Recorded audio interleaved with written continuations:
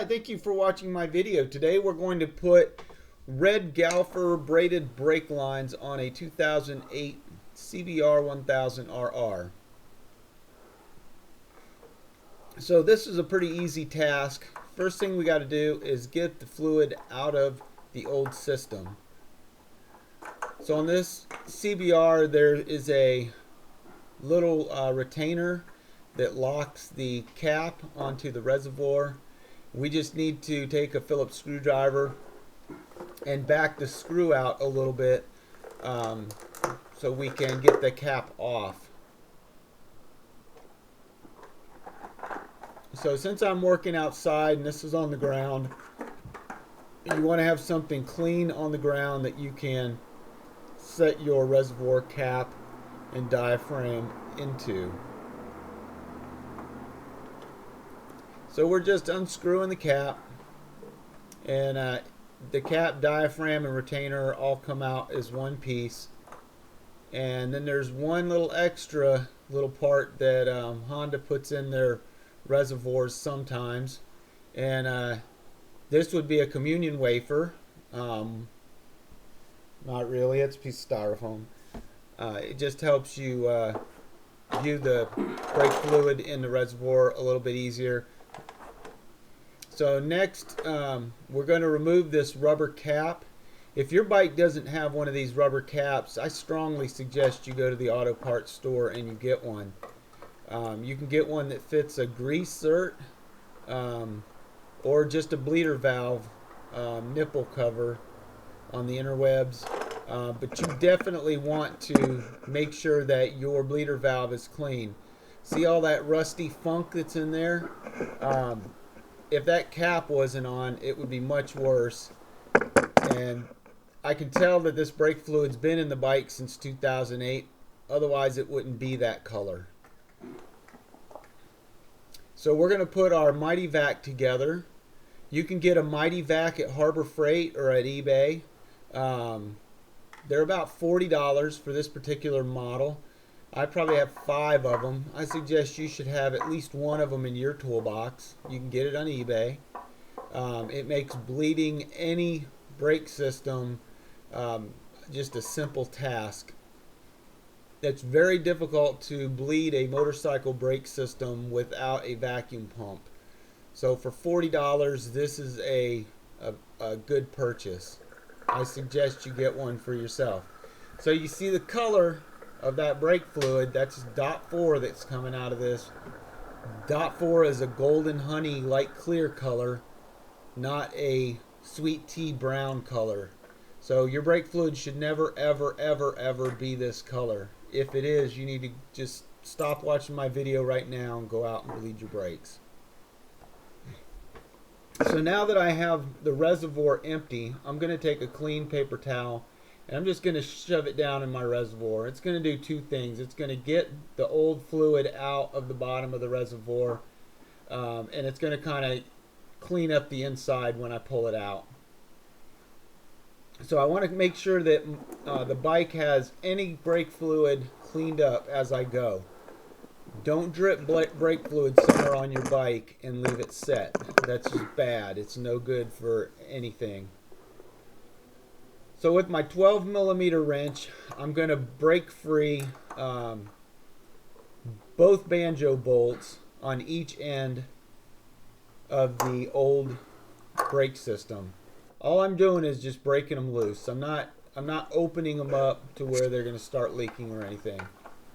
Next, I take a 5mm hex wrench, an Allen wrench, 5mm, and I'm going to remove the hex screws which hold these brake lines on. Now I don't know why Honda put a silver one there, but I do have some black ones. I'm going to replace that. I want to replace both silver ones with black, but the one that I'm taking out now, I don't have a black one that'll fit it.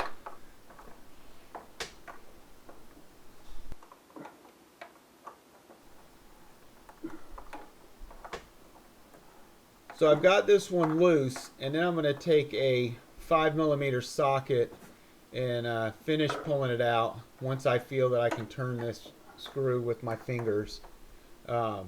This one is quite difficult to get to. Once I remove these foot pegs, it'll be a lot easier. Removing the foot pegs is a chore all on its own, but the bike's going to look so much better when there aren't passenger foot pegs on it. So there's the silver one, and here's the other silver one that came out, and I'm replacing them with the black one, and I'm going to put that silver one back into the little hugger fender. So now that my brake line is free from the swing arm, I can remove the banjo bolts. I'm going to start at the master cylinder because that's higher. So I have less chance of getting brake fluid everywhere if I remove the high end first. So we're going to remove this banjo bolt and just throw it off to the side. And then we're going to keep this end of the brake line in the air away from the bike. Again, do not get this .4 on any parts of your bike. Don't get them on the paint. Don't get them anywhere. Keep the brake fluid away from your body parts, away from your motorcycle.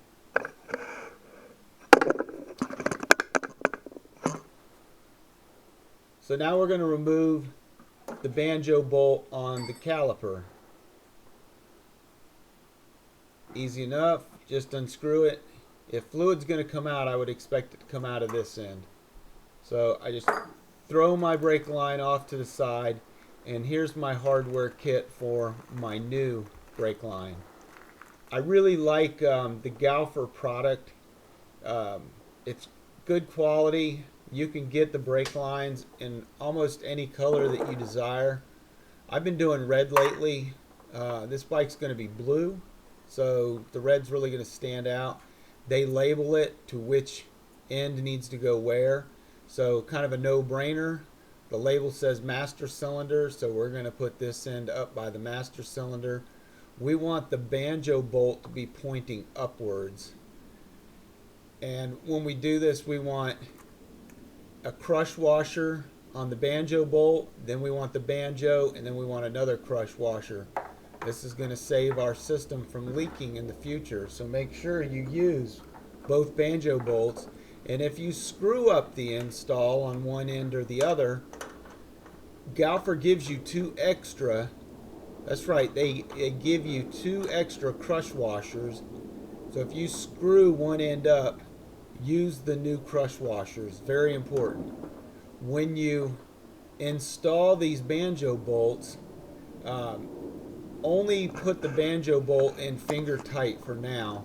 And then once you get your brake line situated on the bike to where it looks the best, then you want to tighten down your banjo bolt into the caliper and into the master. I'm not sure, we're not there yet, but I'm not sure if I put that in this video. I think I might have cut it out. So we're going to work on the clamp. I came to the conclusion when I was doing this bike that the only clamp you really should be putting on is this rear clamp on the swing arm. This is the one that I put the black bolt on. So up by the front of the swing arm, by the foot peg and the master cylinder, you want to have slack in that braided line. Remember, when you're going down the road, your swing arm's going up and down. You might not feel it so much while you're sitting in the seat, but underneath you, your back tire is hitting things on the road, and your swing arm and your suspension is taking up that difference. So I want to say at this point here, I've already tightened down my banjo bolts. So if you're watching this video, go ahead and tighten down your banjo bolts all the way. You see how my brake line is situated. It comes off the caliper, it goes up the swing arm. The screw I'm putting into the hugger right now, it had a hose clamp on it to hold that hose up on the swing arm. but it bound up the braided brake line a little bit too much, and I didn't like it. I didn't like the way it looked. It didn't have a smooth flow to it. So I went ahead and removed that hose clamp just to clean up the presentation of the side of the bike. I'm sure it would have been okay, but every time I would have looked at the bike, that hose would have just looked out of place to me. So I'm pulling out my paper towel out of my reservoir, and I'm going to add new .4. So yes, that tells me that my banjo bolts have already been tightened down. Make sure your banjo bolts are tightened down before you add the .4, or you will be in a world of trouble cleaning up all this .4 off the sides of your motorcycle. So I fill it all the way up.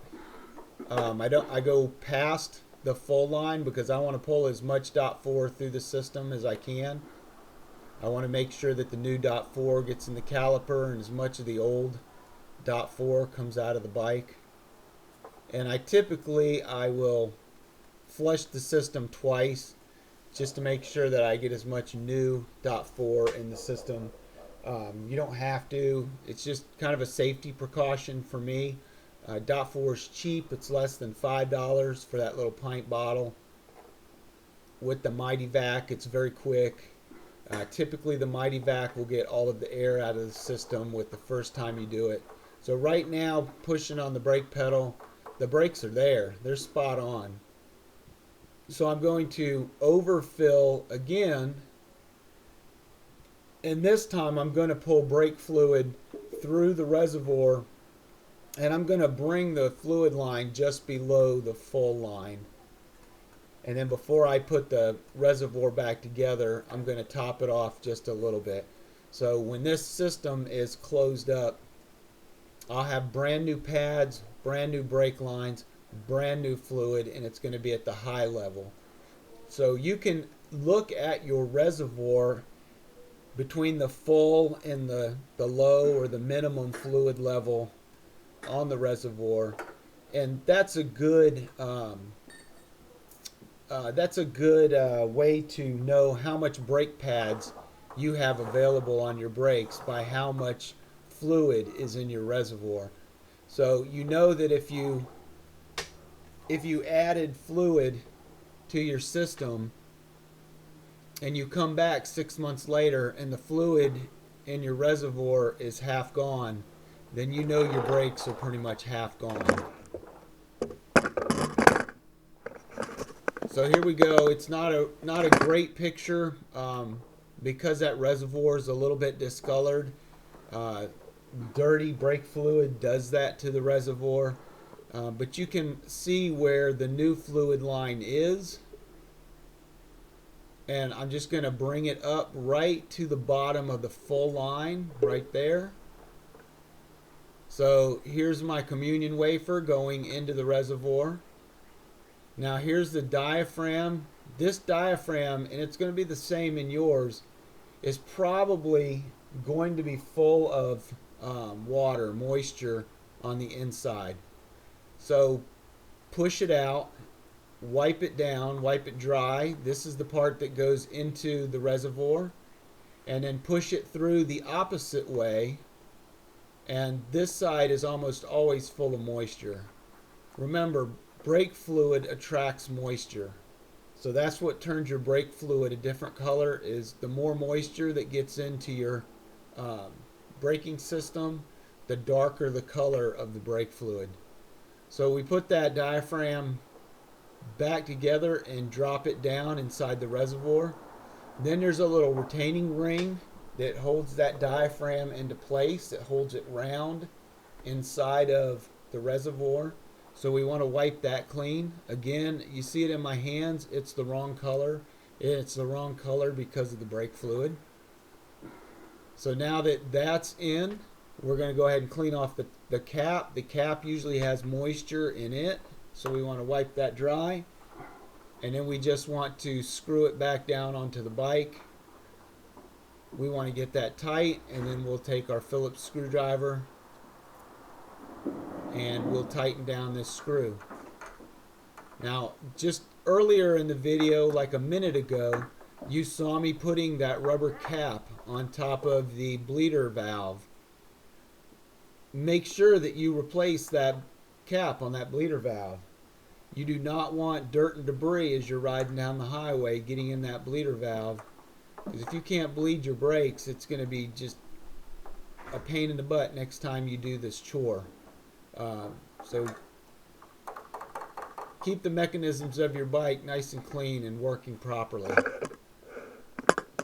So if we spin the wheel now, you'll see that the wheel spins freely and the brake pedal stops the bike perfectly.